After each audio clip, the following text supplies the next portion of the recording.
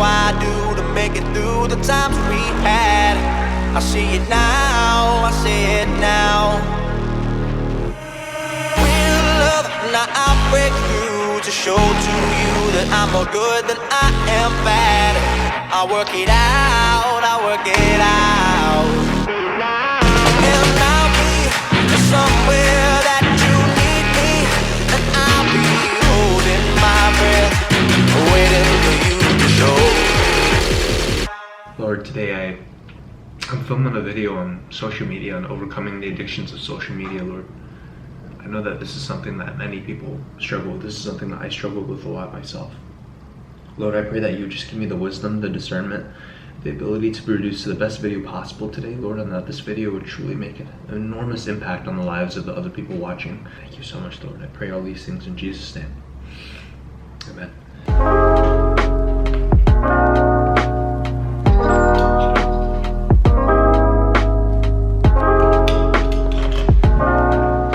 Hey, it is so good to see you. If you're new to this channel, my name is Richard. I am an entrepreneur as well as a high performance coach based out here in Toronto. And as you can tell, I'm actually at a completely new apartment now. And let me know if you want to see an apartment tour. I'd be happy to. So drop a comment down below if that's something that you want to see. And today I actually want to film a very simple video, and it's how do you break your social media addiction? Because here's the thing, we all know the negative effects of social media, right? Number one, you're wasting a lot of time. The average individual in the United States spends about 2 hours a day on social media platforms. How terrible is that? For myself, I personally experience a lot of insecurity, a lot of jealousy seeing other people on social media. Everyone starts only posting the highlights of each other's life, and all of a sudden, now everyone becomes insecure because everyone always thinks that other people are living a way better life than we are ourselves, right? And so it doesn't become Facebook anymore, it becomes fake book. And then finally, another thing that happens with social media is we develop FOMO, right? The fear of missing out. When we're focusing, when we're doubling down on studying for an exam, building a business, and cutting out all the distractions, you come on social media, you see what your friends are doing, and all of a sudden you're like, oh my gosh, I wish I went out with them that night. Oh man, they went to that event, I wish I went to that sports outing, right? All of a sudden we always feel like we're missing out, when the reality is we should just be focusing on what we're supposed to be doing. And so as you can tell, I just finished my deep work in the morning from 6 a.m. to 8 a.m. And I wake up every single morning at around 5 a.m. in the morning, and I haven't touched my phone one time.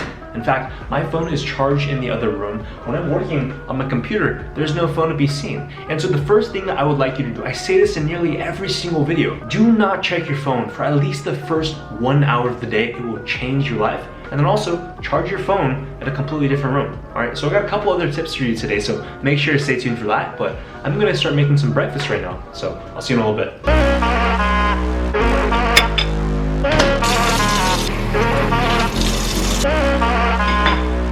So I just finished preparing my breakfast. It's super easy to do, so probably 3 minutes of prep work in total. All I'm having is chicken breast, a couple berries, as well as nuts. And this gives me all the protein, all the micronutrients I need to keep my morning going. And I actually ran out of Greek yogurt, so that's why there's no yogurt for this morning. But that's all right. I'm enjoying a beautiful skyrise view of Toronto downtown right now. I'm gonna crush this and then get right back to work. So I'll see you in a little bit. Somewhere that you need me, and I'll be holding my breath, waiting for you to show. It's exactly 8:22 in the morning. You see what I mean? I literally have not touched my phone for the first 3 hours and 22 minutes of the day, and that's why social media has become less and less of an addiction for me.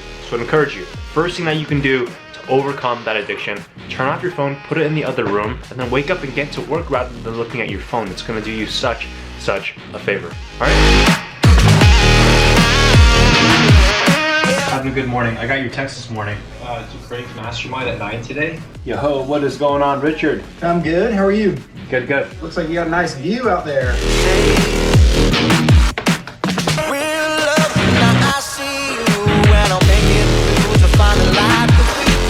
That's what's making our blog posts work more. That's what's making our chat flow work more. That's what's making our sales process work more. So right now, because of COVID-19, all live events are shut down. However, that means a lot of business organizations are still running just online. So my mentor, Vince Delmonte, is actually speaking at a very high level business event. It's Craig Ballantyne's Business Coaching Mastermind. And if you don't know who Craig Ballantyne is, I'll put Instagram right there. He's helped coach entrepreneurs to over $250 million in revenue over the past decade. Very, very well-seasoned entrepreneur. He actually was Joel Marion's first coach.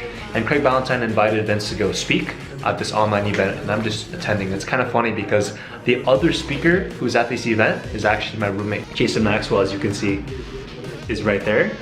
And then also, he is in his room preparing to speak right now for this event, which is kind of funny. I'm gonna listen on this event right now, and I'll see you guys later.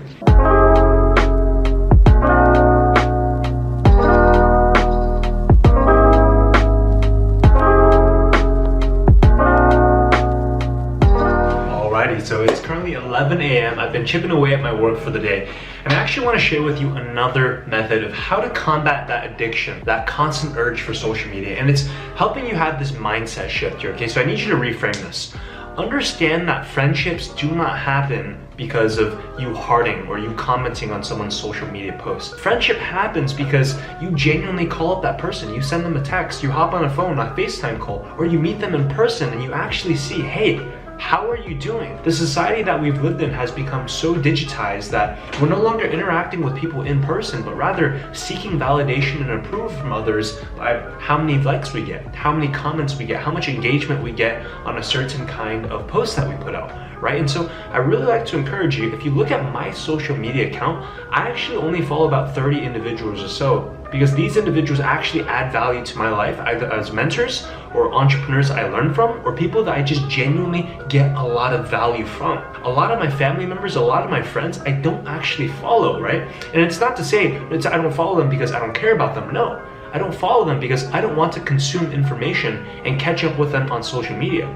I consume information and catch up with them by actually having a phone call with them. So make sure you keep that in the back of your mind, that you're always having genuine relationships with people first in person before ever migrating to social media. And so if you're ever following anyone that you shouldn't be following or that you're not actually getting value from, it's totally okay to stop following them. So that's the next thing I want to help you out with. And I'm gonna get into work right now, so I'll see you a little bit.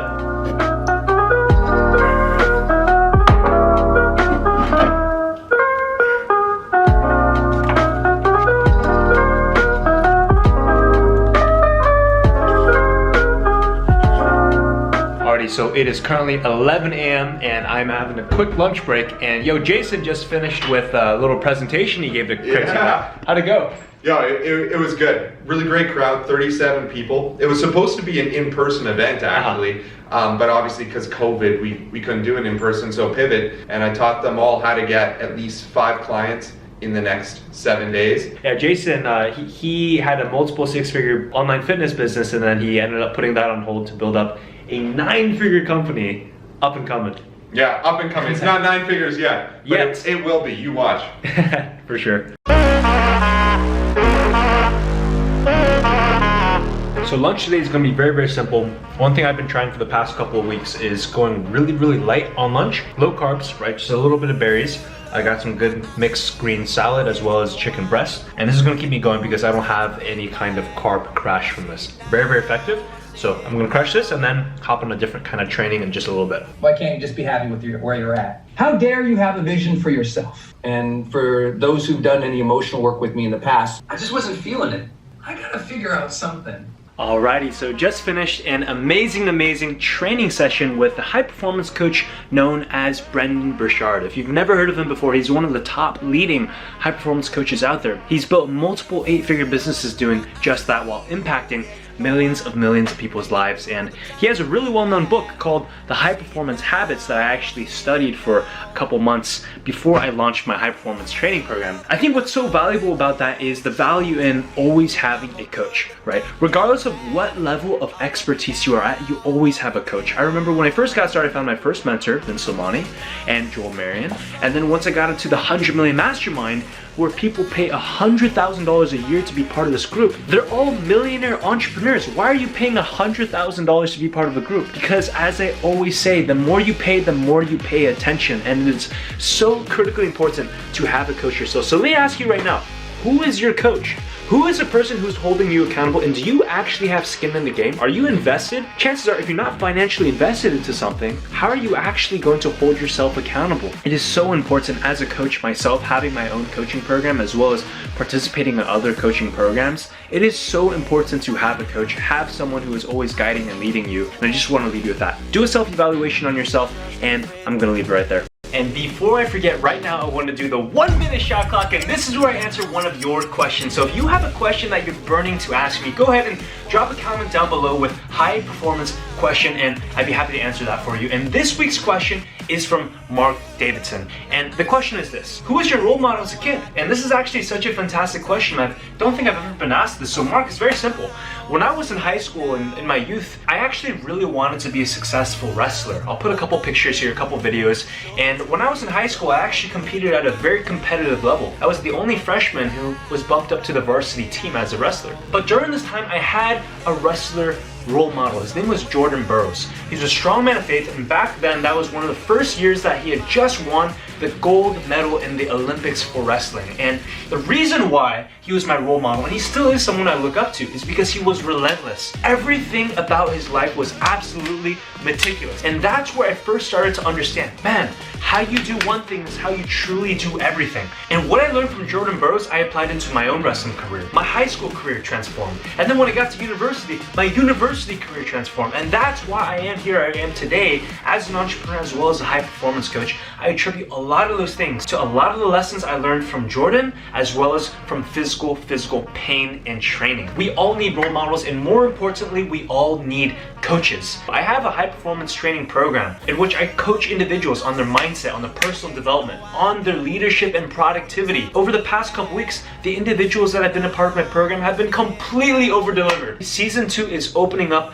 June 2020 in just a couple more weeks. So if you haven't already, go ahead and type your name and email in the first link in the description. That's going to take you over to the landing page for the waiting list. So Mark, I hope that answers your question. Now, I actually have to get back to work because it is 1 p.m. in the afternoon and we're just kind of getting started with the afternoon. So let's get going, and I'll see you guys soon. The online mastermind continues. Xander Fryer, one of the king of high ticket sales, running a multiple 7-figure business, is giving an awesome presentation, and Jason and I are going to watch it on the TV right now. So what I'm going to be going through, so anything that if you guys need help, that last month sold over $300,000. All right, so it is 4 p.m. in the afternoon right now. I'm wrapping up on my work day, so I'm actually gonna head upstairs right now. I'm gonna show you who my friend Mike is. He lives about 12 floors up, and he has an actual gym in his home. And I haven't really been working out in the gym for the past 7 weeks since COVID. Let's crush this workout. I'll see you in a little bit.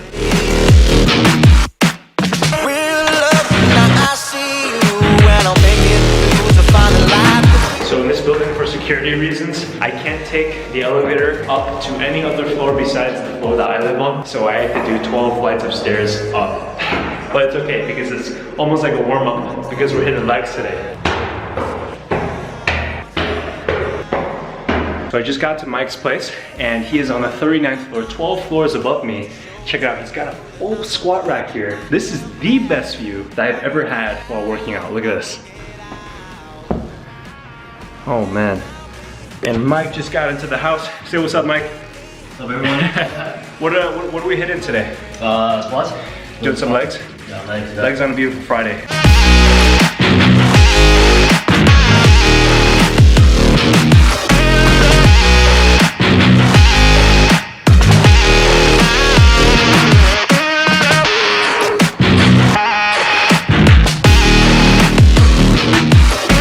So the squat workout is going very, very steadily. We're gonna try deadlifting on these playground cushions.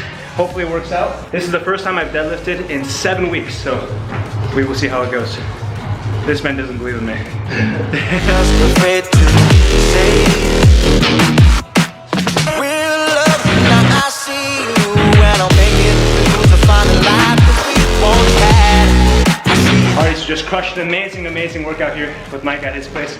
Mike, thanks so much for this awesome gym setup that you have. You're probably going to be seeing Mike in a lot more of my videos given he's just 12 floors above from me. He's like truly an older brother, a mentor to me. Mike, what exactly do you do, man? Just tell them, because I'm sure they're very curious to know all the success that you've had so far. Yeah, so we just sell fitness programs online. I used to do Muay Thai competitively, so we teach people how to train and get a physique to look like a fighter or an athlete without having to train 6 days a week like a pro athlete. That's incredible. And to my understanding, you've crossed multiple 7 figures last year.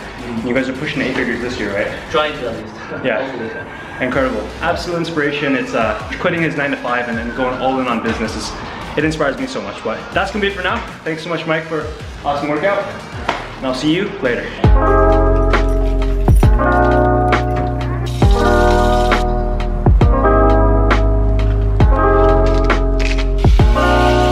Cooking up a steak right now, as I always do on a Friday. I absolutely love steak, and I learned how to pan fry steak for the first time about a week and a half ago. So really trying to get good at this, but I gotta cook it quick, otherwise it's gonna burn.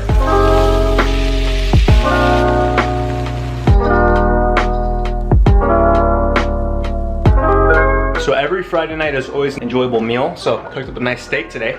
Gonna enjoy this, and look at this view, unbelievable. Wow, absolutely incredible.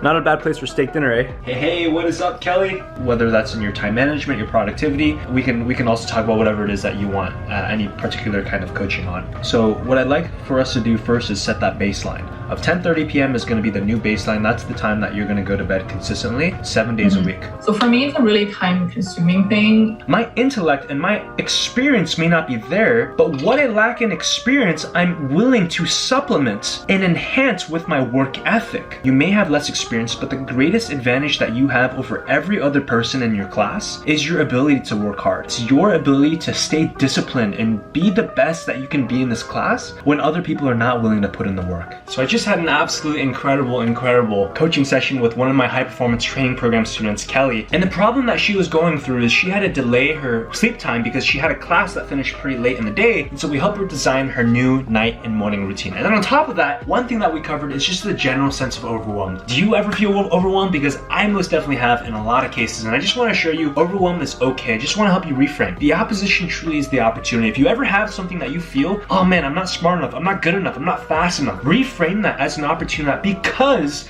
you are not fast enough, because you're not smart enough, that's why you're going to work 2 times harder than everyone else out there. I'm actually going to be hopping into my non-negotiable Bible study right now. I'll see you soon. Then I saw the YouTube link and I saw Pastor Sam's message about condemnation, which is kindness and severity. The different perspectives that each of these brothers have shared today, God. Listen, let's pray.